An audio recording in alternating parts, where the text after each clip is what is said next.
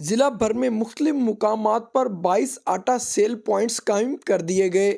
Sales points پر مرد و خواتین خریداروں کی لمبی لائنیں دھکم پیل کر ڈپٹی کمشنر امتیاز احمد خان کھچی نے نوٹس لے کر شامیانے اور کرسیاں لگوا دیں۔ لوگوں کی ضرورت کو ہم مد نظر رکھتے ہوئے جو ہے ہم نے یہ سیٹنگ ارینجمنٹ کر دی ہے، پانی کا انتظام کر دیا ہے اور اس کے علاوہ یہاں پہ لیڈی کانسٹیبل کو بٹھایا ہے۔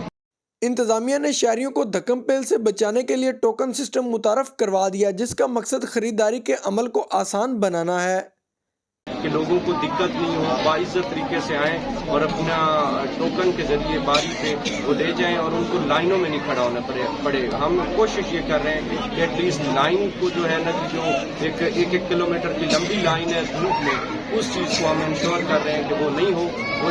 سیلز پوائنٹس پر بکنے والے آٹے کا ریکارڈ باقاعدگی سے چیک کیا جا رہا ہے تاکہ عام شہری حکومتی اقتدام سے مستفید ہو سکیں۔